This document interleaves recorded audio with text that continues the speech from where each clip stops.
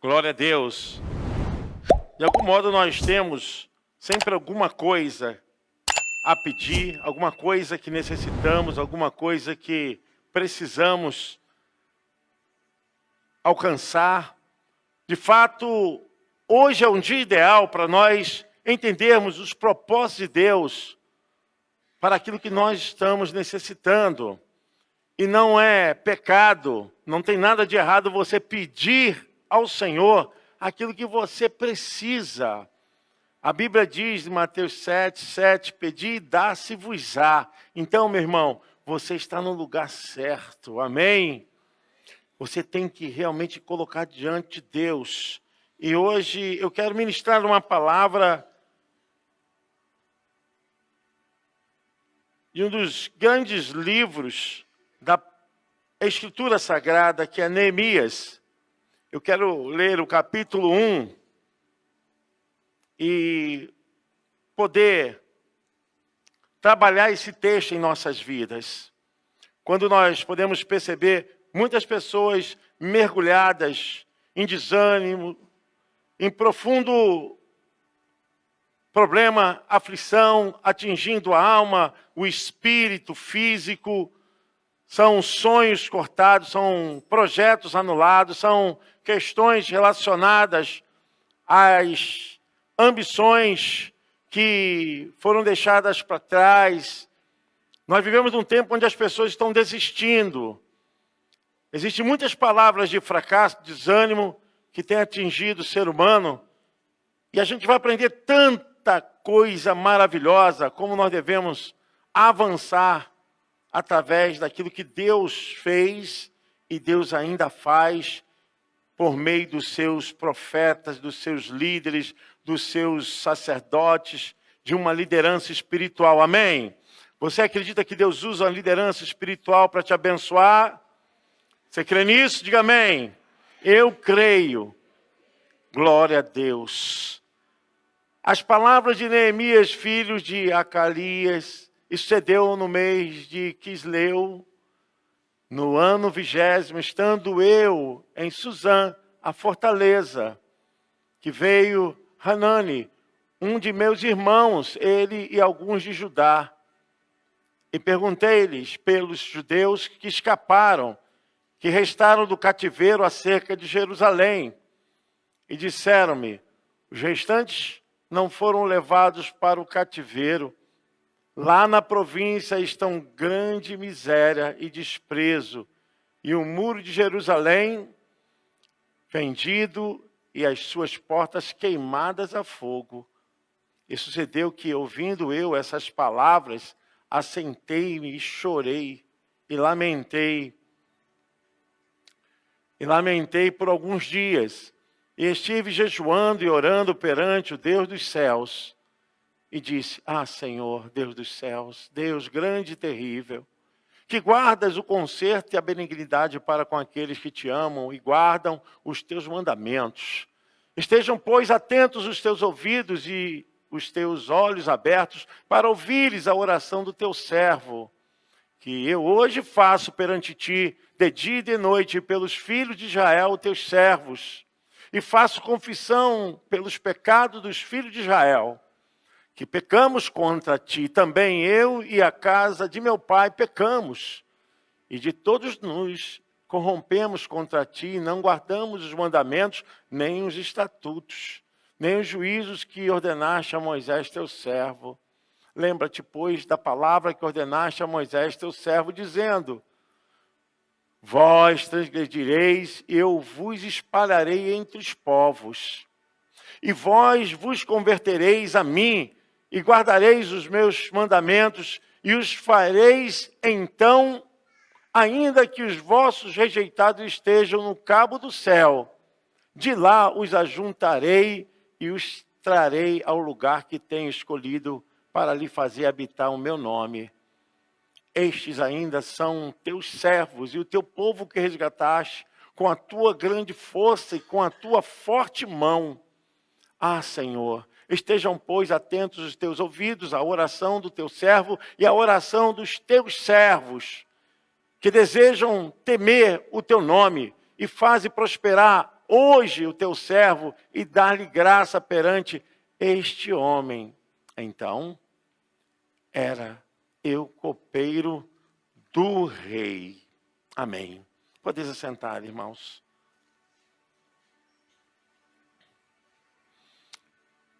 Amados irmãos, o livro de Neemias é um livro pós-exílio babilônico. Neemias provavelmente nasceu no período do cativeiro babilônico. Nasceu dentro desse exílio, aonde o povo de Deus havia sido levado para a Babilônia. Os pais de Neemias, e Neemias nasceu dentro desse cativeiro.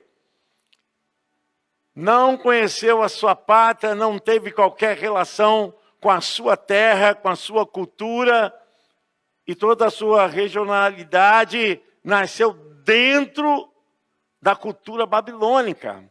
Mas a gente entende aí profundamente que Neemias é um homem apaixonado por Deus.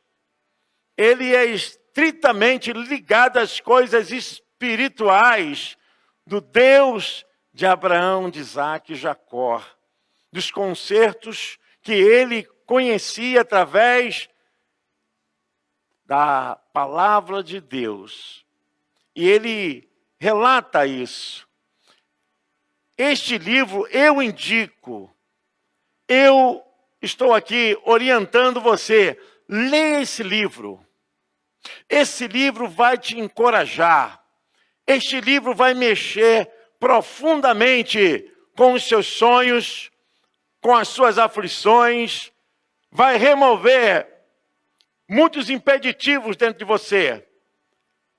Considero o livro de Neemias uma das maiores alavancas de Deus, para mostrar que Deus é Deus e homem é homem. O livro de Neemias remove os obstáculos. Ele transcende a uma visão limitada, uma visão de ficar crendo simplesmente nas circunstâncias, porque nós somos levados a isso. Até a própria neurociência está comprovando isso. Aquilo que você é cometido pelos pensamentos, aquilo que você é absorvido, aquilo que você é embebedado mentalmente, é o que vai representar na tua vida. É o que vai representar nos seus atos, na tua palavra. Aquilo que você crê vai reger e moldar quem você é. Se você crê que não pode, a tua mente vai desenvolver uma capacidade limitada, que você não pode. Quando você passa a crer que pode, que além dos problemas tem uma solução, a tua mente vai te levar a um comportamento de atitude, de você ultrapassar. E eu vejo este livro como um livro que é direcionado a líderes, a pastores, a jovens, a adultos. Esse livro é indicado para empresários, para empregados. Ele nos leva a um patamar para olhar que existe um Deus Todo-Poderoso, que ainda que o homem esteja embrenhado com tantas lutas e dificuldades, ele é capaz de ultrapassar. Professores deveriam ler esse livro. Líderes, teólogos, lerem mais esse livro. É um livro tremendo, que remove de nós uma visão utópica, uma sensação mesquinha da vida. Meu irmão, eu te desafio. Depois que você ler esse livro, você nunca mais será o mesmo. Nunca mais. Nós precisamos aprender com Neemias o que Deus é capaz de fazer com aquilo que nós temos, com aquilo que nós somos. Quando muitas vezes nós olhamos e os nossos olhos, os nossos pensamentos ficam presos às circunstâncias. E você vai falar assim, pastor, não é fácil. E eu vou dizer, não é fácil mesmo não, nunca foi fácil. Quem disse que foi fácil? O problema é que nós vamos ficar sempre na média daquilo que nós somos colocados para fazer. Sabe, quando Deus te chamou, vai além do que você é. Seja muito mais do que você tem sido. Ultrapasse os teus limites. Corra risco. Crê em Deus. Seja o melhor no que você faz. Aprenda a ser apaixonado por Deus e crer que Ele pode fazer tudo em todos os momentos da sua vida, amém? Em todos os momentos da sua família, amém? Em todos os momentos que você estiver operando, fazendo ações, direcionando a sua vida, Deus é maior. O inimigo quer que você fique limitado, preso a um sentimento. Irmãos, é comum, mas nós vivemos no sobrenatural, nós não vivemos na mediocridade, nós vivemos num pensamento humano, nós vivemos pela fé. Glória a Deus! Diga assim, eu vivo pela fé no meu Deus e posso todas as coisas naquele que me fortalece. Você pode aplaudir ao Senhor. Glória a Deus.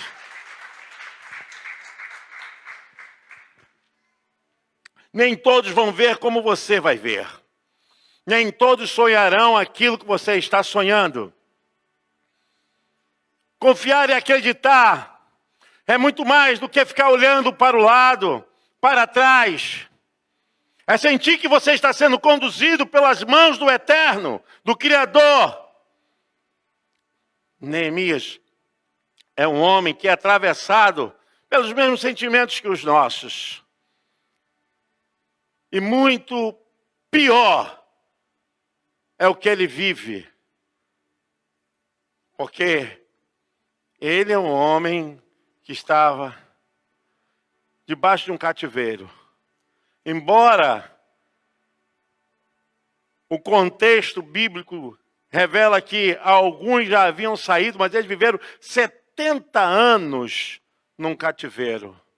70 anos é a média de uma geração. Então, uma geração entrou para o cativeiro e morreu uma geração, e ali foi nascendo dentro do cativeiro. O texto é muito claro. Porque quando o rei da Pérsia invadiu a Babilônia, ele liberou todos os que estavam naquele cativeiro, todos, para as suas terras. Voltem para as suas terras, reconstruam. Teve 3 momentos de saída do povo do cativeiro para Jerusalém. 3 momentos. Primeiro momento aconteceu em que o povo tinha que reconstruir o templo, o altar em Jerusalém, que havia sido destruído. Porque quando Nabucodonosor entrou em Jerusalém, ele destruiu tudo. Ele dominou, queimou todos os portões, quebrou todos os muros, roubou tudo, levou tudo. Os que ficaram foram os remanescentes, eram os velhos, cansados, desvalidos, que só ia dar problema, que morreram lá por lá mesmo e no meio do caminho não aguentaram. Mas aqueles que foram para a Babilônia se tornaram escravos. Debaixo de uma nova cultura, sediados por uma nova filosofia e prática de vida espiritual, porque agora eles estavam sendo dominados. Então, saiu Zorobabel na primeira condução do povo para construir o templo. Zorobabel considerado como governador em Jerusalém. Em um período que ele foi, lutou, trabalhou para que pudesse reconstruir o lugar da adoração. E quem quiser entender um pouco mais, é só correlacionar o livro de Neemias, de Esdras, e também vocês estudarem Ageu e Zacarias. Zacarias sai com Zorobabel. Zacarias e Ageu, né? Quem não sabe aquele texto de Ageu, quando diz: ajuntai e nada tens, porque tem ajuntado em sequitel furado. E o povo não estava levando o dízimo. Quem não conhece essa história de que o Senhor fala que meu é o ouro, minha é a prata. Sou dono de tudo. Ageu. Nessa primeira saída, quem sai? Zacarias e Ageu estão lá. Mas o povo desanima. Gente, a história da nação de Israel, ela é marcada com construção, destruição e reconstrução. Foi assim desde que eles foram para o cativeiro. E nesse ciclo de construção, destruição e reconstrução, estava também a mente do povo. Muitos não guardaram mais a lei do Senhor, muitos abandonaram o Senhor, quebraram todos os princípios de lei do Senhor, se misturaram com outros povos, praticaram uma nova fé, aonde corrompiam a verdadeira fé. Olha, você vê que a natureza humana, ela tem uma tendência a desobedecer, ela é rígida, ela é resistente a mudanças. Nós somos assim. Quando o povo vai, aquele movimento, o rei havia dado tudo. Rei Ciro, 3 momentos. Rei da Pérsia, rei Ciro, depois rei Dario e depois o rei Artaxerxes, que é, nesse caso, o rei que libera Neemias para ir lá reconstruir os muros. Estou fazendo uma síntese assim para vocês entenderem a história, mas ela é tremenda. Já havia ido 2 momentos, com Zorobabel, com Ageu, com Zacarias.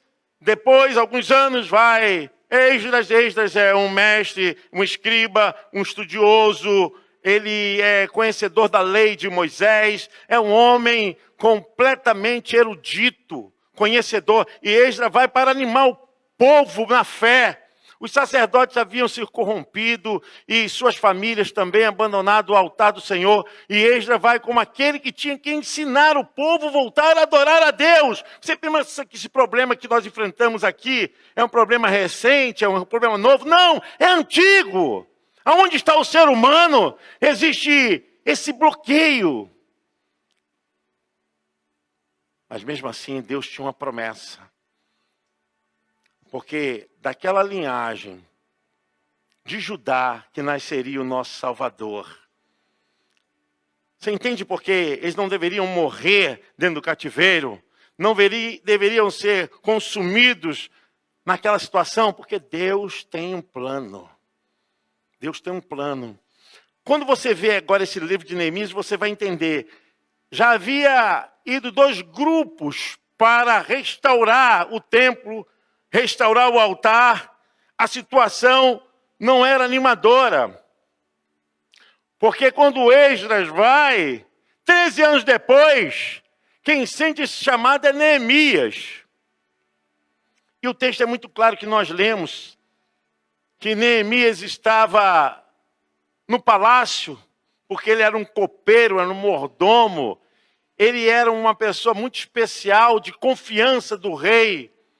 Porque antes de qualquer ritual de bebida, quem deveria provar se estava em ordem era Neemias. Ele era responsável por qualquer dano à saúde do rei da Pérsia. Olha que o rei da Pérsia dominou 127 províncias. Ele chegou numa autoexaltação, uma egolatria monárquica, né? Ele falou que ele era o dono de todas as terras. Por quê? Por causa do domínio, do volume, do poder que ele tinha. Todas as pessoas serviam a Pérsia. E quem estava servindo o rei da Pérsia, Neemias, ele era responsável por manter em ordem os rituais da bebida desse rei. Mas é um homem apaixonado por Deus. Tem um coração que sente a necessidade, sente a dor das pessoas. Porque ele estava numa situação confortável, ele estava bem, próspero, ele tinha uma vida afortunada no palácio, tinha honrarias, tinha um cargo de confiança, tinha autoridade, tinha pessoas abaixo dele, vivia nas dependências lá do palácio, sua vida era tranquila, em paz. Mas o texto diz que quando o seu irmão e os irmãos judeus retornam para a Pérsia, e naquela condição ele descobre, através da notícia, que os irmãos que haviam ido para restaurar o templo, eles estavam desanimados, eles estavam tristes. E não só isso, que os muros continuavam quebrados e as portas estavam em cinzas. O texto diz: estão em grande miséria, verso 3. Miséria não é só uma coisa de se ouvir, mas de se viver. Eles estavam em miséria, desprezo, os muros de Jerusalém estavam derribados e as suas portas queimadas. Olha que situação terrível. A Bíblia diz que, tendo ele ouvido essa notícia, ele entrou num estado profundo de tristeza. Ele sofreu um baque forte. E o que acontece, irmãos, é quando ele passa a jejuar e orar. Essa leitura que nós fizemos é uma oração. Ele tem sua alma impregnada com as coisas de Deus. Ele começa a orar, e quando ele ora, ele fala a respeito da situação de que tudo aquilo estava acontecendo foi porque o povo desobedeceu a Deus. Gente, a desobediência é um retrocesso terrível. A desobediência é ir para trás, é ser impedido, é ser amaldiçoado. A desobediência só leva a pessoa para o fracasso. E quando ele mesmo fala para Deus que tudo aquilo que o povo estava vivendo era consequência dos seus atos de desobediência perante o Senhor. O verso 7, ele revela: temos procedido de todo corruptamente contra ti, não temos guardado os mandamentos, nem os estatutos, nem os juízos que ordenaste a Moisés, teu servo. Então, o texto é muito claro que tudo aquilo aconteceu por falta de ouvir, de obedecer. Às vezes a gente fala isso, e em casa, no trabalho, e às vezes na rua a gente escuta isso, mas o nível de desobediência é um nível alto. E aí o nível de desespero, de desgraça, de desprezo, de humilhação, de pessoas mal afortunadas, é terrível. Muitas pessoas estão sofrendo por causa desse espírito, porque é um espírito. A desobediência é um espírito porque tem vida. Não é uma coisa assim apática, não. É uma coisa que gera vida e a pessoa vive naquela desobediência. Ela trava todo o seu processo para avançar na vida. E o texto diz bem claro, né, que eles foram, de certo, espalhados. E foram espalhados. Se vocês quiserem saber, a nação do norte, o reino do norte, quando entra para o cativeiro da Assíria, eles desaparecem, as 10 nações desaparecem. As 2 nações que voltam para Jerusalém é a nação em que ficou o reino de Judá. O restante, todas elas somem. E somem e não se sabem o seu paradeiro, não tem mais nenhuma genealogia, não tem nenhum sinal. Eles acabaram dentro do cativeiro da Assíria. A nação de Benjamim, Manassés, que Judá foi levado para a Babilônia, e Deus preservou porque Deus tinha um propósito, porque da raiz de Judá nasceria o Salvador. O que eu quero passar para vocês são tantas experiências, tantos sinais, tantas coisas importantes que acontecem nesse livro, que é um desafio para nós. Primeiro, entendermos que Deus, Ele se incomoda com a nossa contrição, Ele se incomoda com o nosso estado, que entramos nessa harmonia com Ele, numa entrega profunda. Essa entrega, esse despojamento de alma diante de Deus, mexe com Deus. O Salmo 51, versículo 17, diz assim, que um coração compungido e contrito, Deus não desprezará. A um coração quebrantado e contrito, não desprezarás, ó Deus. E essa é uma grande verdade, quando existe sinceridade, quando a razão mistura com a fé, quando as pessoas inteligentemente entendem o que fizeram, o que aconteceu, mas que são capazes de mudar, de transformar, deixando o passado obscuro, constatando o presente e projetando o futuro. E essa relação, Neemias, quando entende, é hora de se quebrantar, ele se quebranta diante de Deus, ele ora.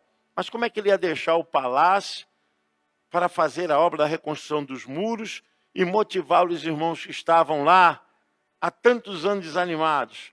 E fora a própria corrupção entre os judeus que haviam saído naquela primeira leva. Eles se corromperam, eles se misturaram entre si. Existia até atitudes desagradáveis, desonrosas. Olha como é que acontece, quando a palavra de Deus sai, quando a palavra de Deus deixa de operar, tudo de pior pode ocorrer.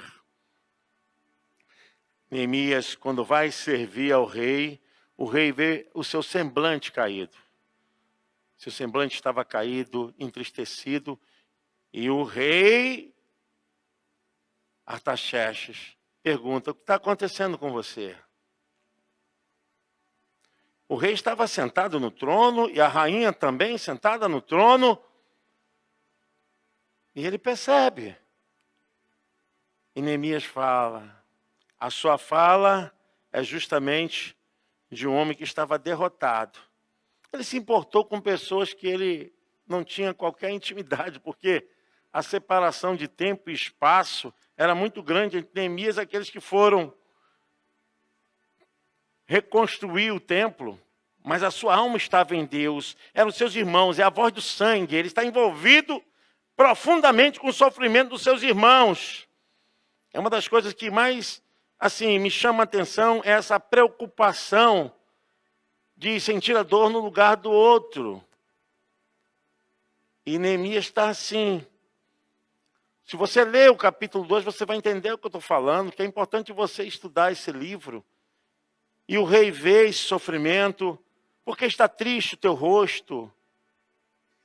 Perguntou, você está doente? É tristeza do coração, Neemias? Então, ele abriu seu coração para o rei. Viva, ó rei, para sempre. Como não me estaria triste o rosto se a cidade onde estão os sepulcros de meus pais está assolada e tem as portas consumidas pelo fogo? Disse-me o rei, que me pedes agora? E Neemias orou. Se for do agrado do rei, se o teu servo achar mercê em tua presença, peço que me envies ajudar a cidade do sepulcro de meus pais, para que eu reedifique. Irmãos, a história é fantástica, porque parece aí começar uma grande aventura, quando o desconhecido, quando as tramas, quando as dificuldades precisam ser enfrentadas, precisam ser vistas, precisam ser tocadas. Não é para recuar, mas é para avançar. Porque muitas pessoas olham para você e olham para a história da sua família e acreditam que é o fim. E Deus diz, eu tenho um plano para você. Eu tenho um plano para a família. Eu tenho um plano para a sua história. Quando então Neemias falou isso, o rei achou graça e derramou sobre Neemias toda a provisão. Deu dinheiro, deu os seus soldados para conduzi-lo até aquela cidade, deu a ele o título de governador, deu a ele autoridade. E quando Neemias chega naquela cidade, que era a sua cidade, ele constata os muros destruídos, as portas, porque justamente para evitar invasões, atropelos e ganância dos inimigos, tinha que ser fortificada a cidade. A cidade estava aberta. O templo estava construído, mas não havia culto. O povo estava espalhado, desânimo por toda parte. Vocês acreditam que nessa história tem um conteúdo até, assim, muito difícil de se entender? Como os pais vendiam seus próprios filhos para os próprios irmãos judeus para pagarem suas dívidas. E esses filhos se tornariam escravos de seus irmãos de sangue, irmãos judeus. Em alguns casos, as filhas se tornavam até mulheres para pagarem com uma dívida não ser cobrada. Tinha magistrados envolvidos com erros, tinha sacerdotes envolvidos com erro. Existia toda uma classe mais rica que não queria saber de nada. E o povo chafurdado, afundado no erro. Neemias vai para uma proposta de reedificação dos muros, mas as piores destruições não era questão física, mas questão moral, espiritual na mente do povo. Enquanto o povo não pegar a visão, enquanto o povo não entender o propósito, enquanto o povo não se direcionar, irmãos, você pode fazer o que quiser, que não acontece. Você não se importa. A irmã falou aqui, quantos vão para o evangelismo? Você não se importa porque você não está sofrendo na pele, porque não é você, não é seu parente, que está lá do outro lado, sem Jesus, sem salvação. Ah, sim, esse esfriamento. E Neemias vai para uma proposta justamente de enfrentar pessoas desanimadas, tristes, gente que estava surrupiando, cobrando as pessoas, e as pessoas tinham que pagar com juros. Quer dizer, eles vendiam seus filhos, suas terras. É muito claro, se vocês lerem, vocês vão ver. Neemias pede para devolver. Devolvam as vinhas, devolvam as casas, devolvam seus filhos e restituam o dinheiro que vocês pediram juros. Olha a situação. Mas eu quero passar para vocês o seguinte. A cidade de Jerusalém, ela precisava agora sofrer transformação. E não foi fácil. Eu vejo nesse texto a coragem, a humildade. Existem aqui algumas características que eu separei sobre a vida de Neemias, que é muito impressionante para nós em relação a essa entrega que ele dá, para esse propósito que ele quer viver. Neemias é um homem determinado, humilde, um homem de fé. Ele é um homem que não desiste. Neemias é um homem que vai além do medo, porque, pastor, não é fácil. Todos nós temos medo, irmão. Todos nós temos medo, meu irmão. Quando a pessoa fala que não tem medo, não é porque ela não tem medo, que ela vence o medo. Ela vai além do medo. Porque não é fácil. E nunca será fácil. Nós não podemos nos acomodar numa situação, está bom, está tranquilo, enquanto as coisas estão precisando ser edificadas, restauradas. E o incrível é que Neemias era um homem determinado.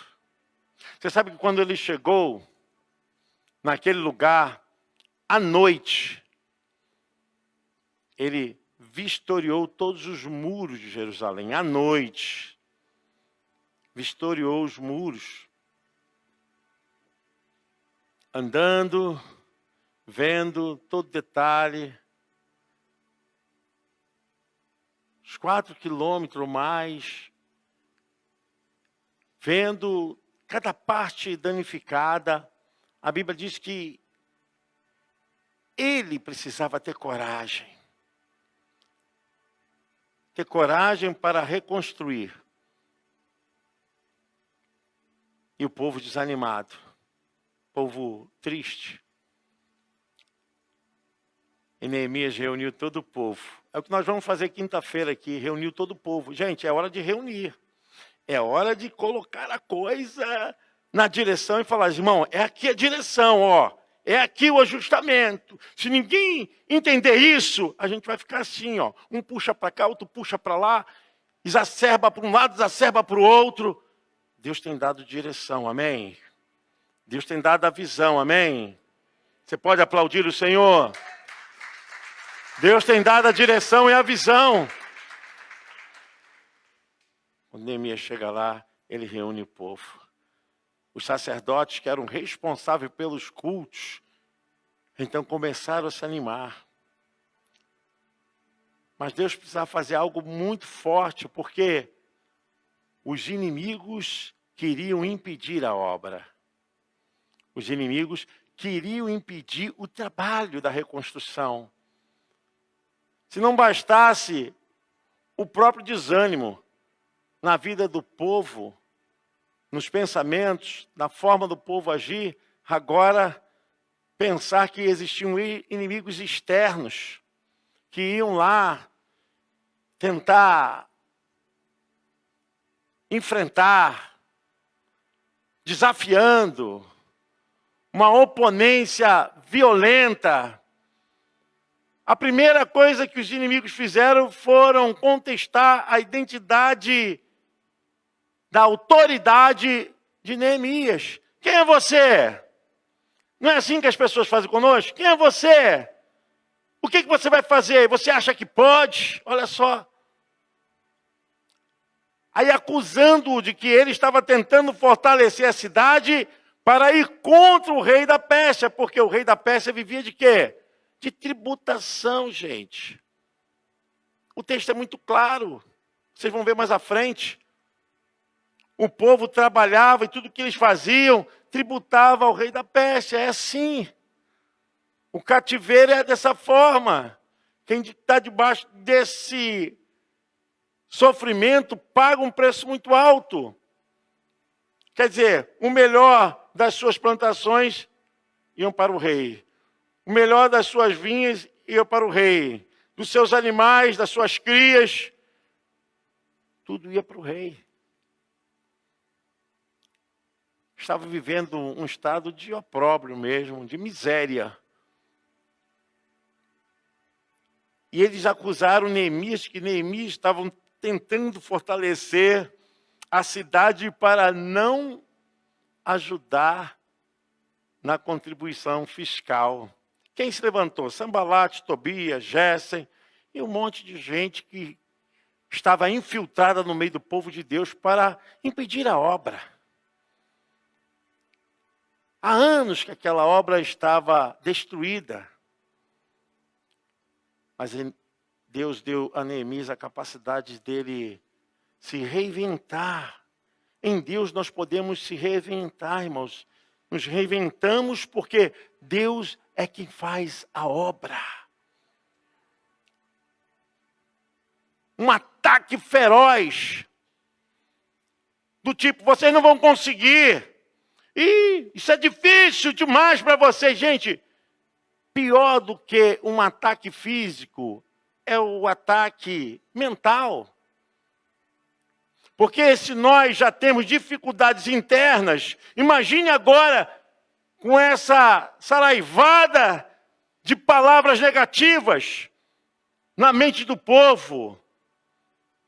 E não só isso, tentaram de todas as maneiras destruir a identidade de Neemias. Mas Neemias é um homem de oração. Você pode levantar a mão? Eu quero dizer o seguinte, irmão, seja uma pessoa de oração. Seja uma pessoa de oração, porque aquilo que Deus tem para te dar, o inimigo não vai tirar da sua vida. Porque maior é aquele que está em nós. Glória a Deus. Seja um homem de oração, seja uma mulher de oração. Ore em todo o tempo. Dobre os seus joelhos. Fale com Deus. Porque Deus vai à tua frente. Ele vai à tua vanguarda. Ele vai te honrar. Ele vai colocar os seus inimigos para cair por terra. E você vai avançar. Em nome de Jesus. Amém? Você pode aplaudir o Senhor. Glória a Deus.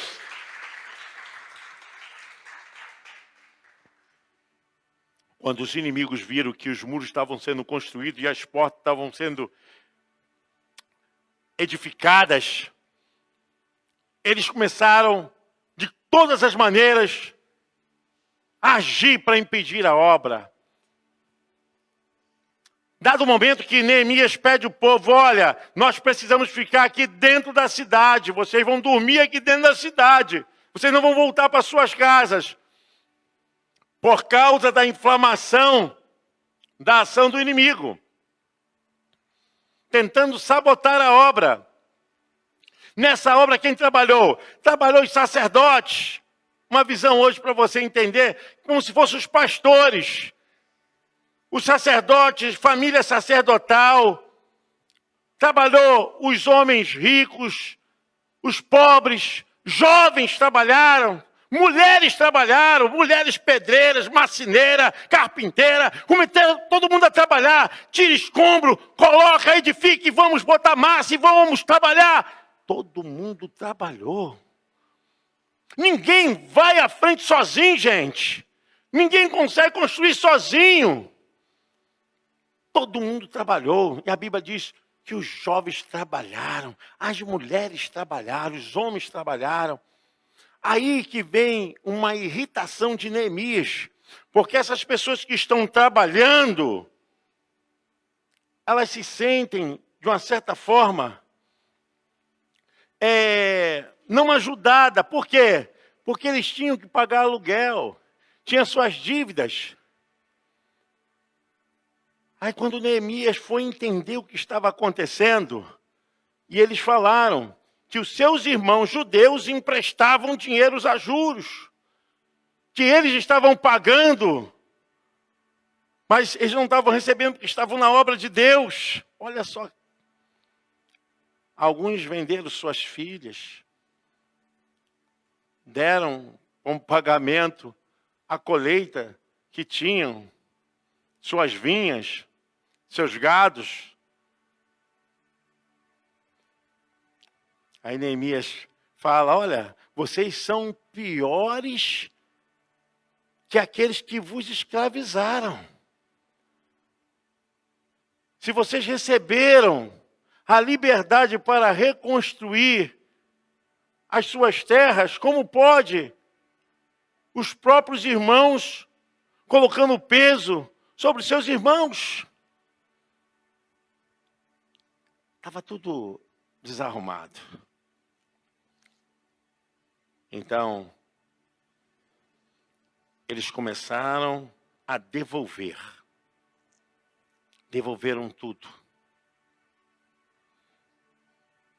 A coisa começou a andar. Mas aí o que o inimigo faz? O inimigo tentou contra Neemias por 5 vezes. governador de Samaria, chamado Sambalate, o servo Tobias e o Gésem também, que eram tudo empregados de Sambalate, queriam impedir, porque tirando o líder da direção, o que faria? Desanimaria a obra.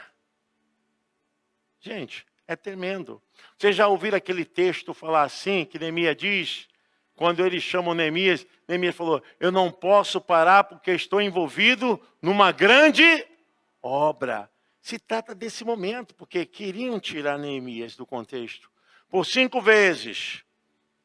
Primeiro, segundo, terceiro, quarto, quinto.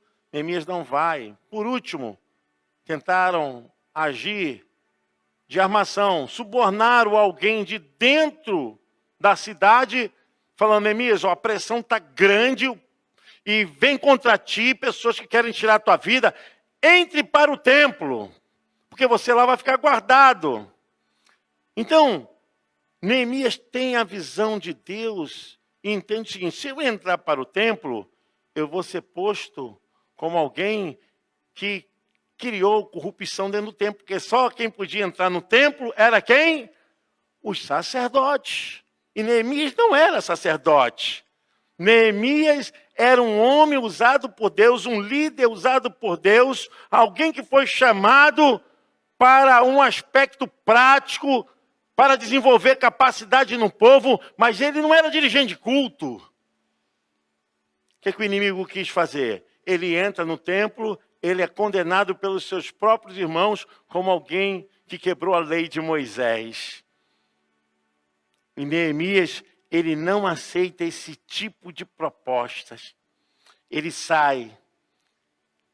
Essa conspiração não convenceu Neemias. Ele consegue continuar na obra. Dado momento, o povo estava com a mão trabalhando e uma mão segurando a arma. A lança, a flecha, trabalhando. Dado momento, se houvesse uma invasão, essa mão parava e a outra trabalhava. Eles não pararam. E o que acontece, irmãos? Aquilo que estava em horror, em estado de depressão há 70 anos, foi reconstruído em 52 dias. Como explicar uma coisa dessa? Mas o povo estava animado, o povo se animou. O povo creu na palavra da liderança, o povo creu na palavra daqueles que estavam falando por parte de Deus. Suas famílias foram abençoadas. Olha, é tremendo, mas não para por aí. É muito mais do que isso que eu estou falando. Mas eu quero que vocês assumam um propósito hoje. Gente, são 13 capítulos. 2 horinhas você lê o livro de Neemias, ó, fácil. 2 horinhas lê com tranquilidade, marcando. Você vai ver o quanto esse homem teve a inspiração de Deus. Ele era um homem de estratégia, de logística, visionário, empreendedor, manso, humilde, de oração. Um homem que confiava em Deus, porque uma coisa é quando você vai fazer e dá tudo certo. Beleza, eu quero ver quando você vai fazer e não dá nada certo. Se o teu coração vai continuar. Porque nós pensamos que a vida é assim, né? Que é um pacote pronto lá do céu e puf, aí eu vou andar nesse pacotinho. Da vida nós construímos todos os dias. Por isso que a Bíblia diz que o justo viverá pela fé. Porque a gente não sabe o que vai acontecer amanhã, mas pela fé eu confio em Deus que vou conseguir. Nós estamos diante de um grande desafio. Ou nos acomodamos na história da nossa vida, na história da nossa fé, ou ultrapassamos os limites para entender o que Deus tem para as nossas vidas. E eu quero hoje te desafiar. Saia dessa mediocridade espiritual, visionária, a respeito de você, da sua família. Deus tem coisas maiores. Pastor, a dificuldade é grande. Eu estou cheio de dívida, estou cheio de problemas. Eu quero dizer uma coisa. Deus é maior do que as suas dívidas, do que os seus problemas, do que as suas lutas. Deus é maior do que meus problemas. Quando você vai se aprofundando assim na palavra de Deus, você vai sendo banhado por uma unção tão grande, uma unção que vai te iluminando. Hoje eu conversava com um amigo que é psicólogo e ele falava algumas coisas e eu tive o atrevimento de responder com a Bíblia. Ele falando a respeito de neuroplasticidade da mente. E você está no campo dos psicafins, psicológicos, você falar disso, né? E eu falei para ele, ó, tudo isso aí que a psicologia, a neurociência está vendo agora, a Bíblia já fala há milhares de anos. Tiago fala sobre isso. O apóstolo Paulo fala sobre isso. Então, Davi fala sobre isso. Eu quero dizer, irmãos, que nós temos a palavra de Deus junto ao nosso coração, a palavra que é poderosa, uma riqueza, um tesouro, uma bênção de Deus. Olha, você tem perto de você, que te renova, que te faz vencedor. É a palavra que te mostra o caminho da salvação. O próprio Senhor Jesus Cristo mesmo declarou essas coisas, lá em João 5,39, né, que nós devemos buscar o seu entendimento, a sua palavra. Examinais as Escrituras, porque vós cuidais ter nelas a vida eterna, e são elas que de mim testificam. É a palavra de Deus. Traga a palavra para a sua vida, para o seu dia a dia. Nós nos afastamos como povo lá do passado, da lei do Senhor. É interessante como nós temos filosofias e ações práticas humanistas para determinar o que é melhor e o que é pior para a nossa vida. E desprezamos a palavra. Meu irmão, eu te desafio, é um desafio que eu faço com você. É um desafio que eu faço com você. Se você ler o livro de Neemias, você nunca mais será o mesmo. Porque a obra que Deus vai fazer na tua vida é justamente para tirar todos os pedregais da sua alma, os impedimentos da sua vida, para te dar luz para você enxergar. Para você ver que você é muito maior do que você pensa em Deus. E não adianta o inimigo vir tentar Sambalate, Tobias e Gessem, nem nada, e nem outra ação do diabo contra você. Você é maior.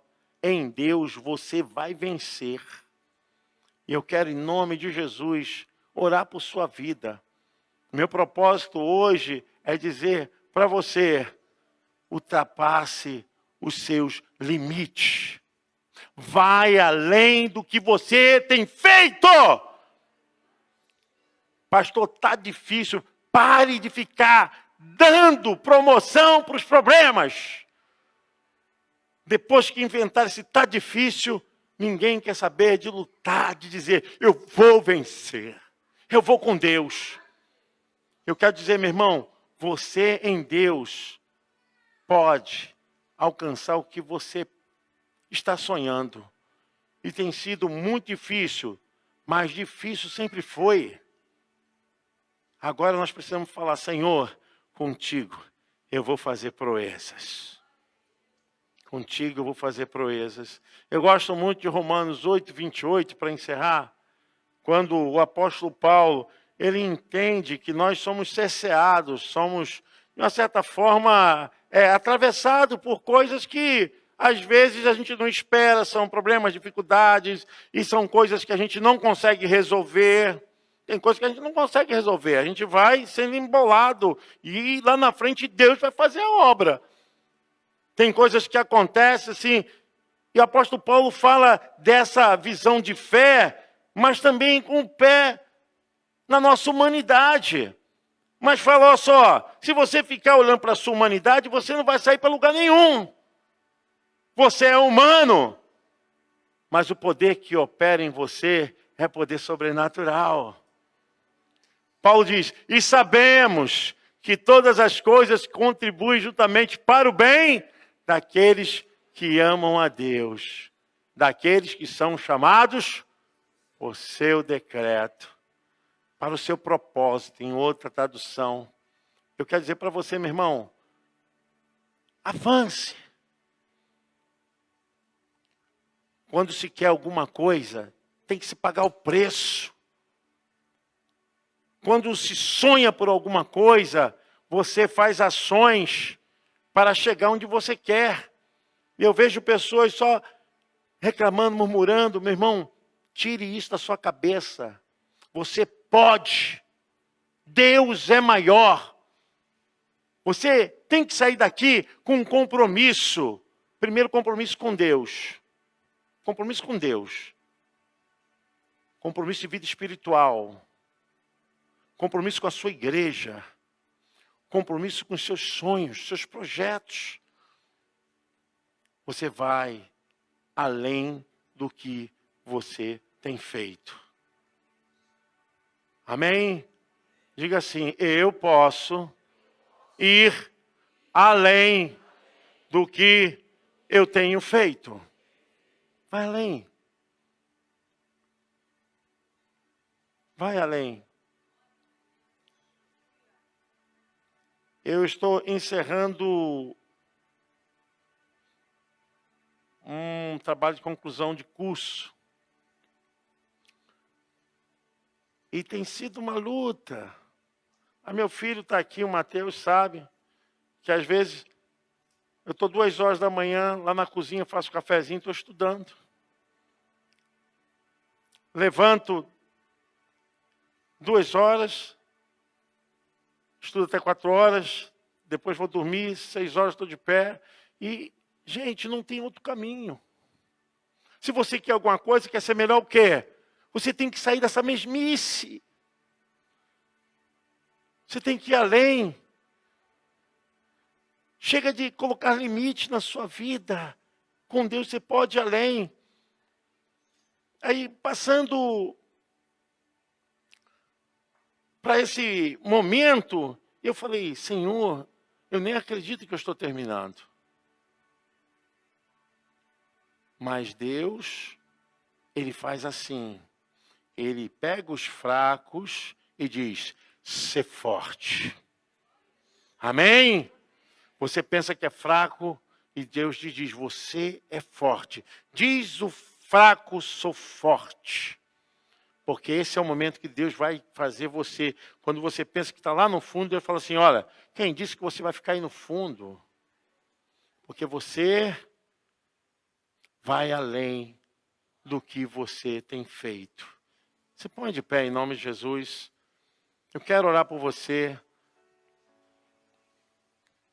Não fique preocupado. Quem vai ser o presidente do Brasil? Os problemas. Aonde vai abrir a porta? Uma coisa que eu quero que você faça. Tenha um compromisso com Deus. Compromisso com Deus. Leia a Bíblia. Sua vida espiritual. Volte para a sua casa espiritual. Volte para a sua casa espiritual, esteja aqui, receba a palavra, receba o louvor estava ali naquela proporção, e eu digo, Senhor, que maravilha, recebe, meu irmão. E através do seu louvor você está dizendo para Deus, eu confio em Ti, Senhor. Eu quero orar por você, meu irmão, porque eu penso que é um tempo de reconstrução, é um tempo da gente reconstruir os nossos muros familiar, emocional, educacional. Os nossos muros estão caídos. As portas da nossa cidade interior estão queimadas. Aí entra tudo quanto é inimigo, né? O medo, o desespero, a afronta, a humilhação. É tempo de nós reconstruirmos o muro da nossa alma. Fazemos como Neemias. Neemias fez isso. E eu quero que você faça também. Nessa noite, Eu quero orar por você. Põe a mão na direção do seu coração, em nome de Jesus. Senhor Deus e Pai, nesse momento, eu quero que o seu Espírito possa tocar profundamente na alma desse meu irmão, dessa minha irmã. E quero declarar em nome de Jesus, que como o Senhor usou Neemias, o Senhor possa estar me usando agora, para falar a esse povo, para avivar a fé de pastores, de líderes, de intercessores, de homens de Deus, mulheres de Deus, de pessoas que estão aqui visitando. Pai, em nome de Jesus, renova a nossa vida, reconstrua, Senhor Deus, aquilo que ficou quebrado. Senhor, refaz de novo, Senhor, reedifica a nossa vida. Pai, eu quero pedir em nome de Jesus Cristo, que todo medo, desespero, caia por terra nessa hora, que entre o teu poder, Senhor Deus. Pai, que esse meu irmão, minha irmã possa sair daqui acendiado, vontade de ler o livro de Neemias, estudar, de entender mais profundamente, de tomar posse dessas palavras, dizer, eu quero agir como Neemias. Pai, acende na alma dos teus servos essa vontade de receber esse novo, de mudança, de transformação, de prosperidade, de crescimento, de ascensão, Senhor Deus, de cura, de libertação. Ai, Espírito Santo, clamo a Ti. Quebra, Senhor Deus, agora todas as ataduras da nossa mente. Nos dê força, Senhor, para que possamos dizer ao mundo, às pessoas, que em Deus há poder e a vitória. Senhor, abençoa. Nós te pedimos. Diga assim, eu recebo essa palavra, essa oração na minha vida para fazer o melhor de Deus para sempre. Amém. Você pode aplaudir o Senhor. Deus te abençoe. Deus te abençoe. Deus te guarde. Tá? Espero vocês aqui na terça-feira, na quinta-feira. Nós estaremos aqui nos nossos cultos. Levante a sua mão. Porque até aqui, por isso estamos alegres.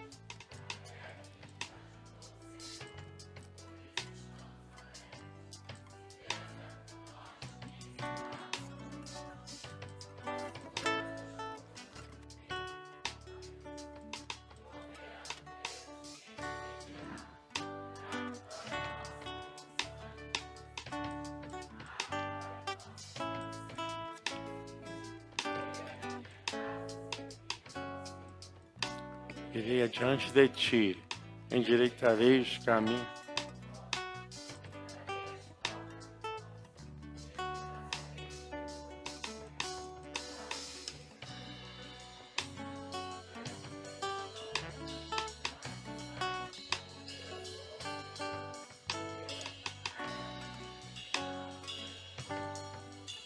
Graças a Deus. Antes da bênção apostólica, eu quero agradecer a presença do Tiago Torres, da Assembleia de Deus de Edson Passo, Roberto Bispo, a família Bispo, né? Família linda, né? Roberto Bispo, Lourdes Bispo, Larissa Bispo, Lucas Bispo. Agradecer também a presença da Juliana Ruas, da Igreja Terra de Refúgio, e o Wallace Rodrigues. Sejam bem-vindos em nome de Jesus e volte sempre, tá? Levante a sua mão. E que a graça do nosso Senhor e Salvador Jesus Cristo, que o grande amor de Deus Pai, e que a doce, a maravilhosa presença do Divino Espírito Santo esteja com todos vocês, irmãos, com suas famílias, com toda a igreja de Jesus espalhada pela face da terra. E o povo de Deus diz: Deus te abençoe. Cumprimente um ou mais de uma pessoa. Vai na paz. Shalom.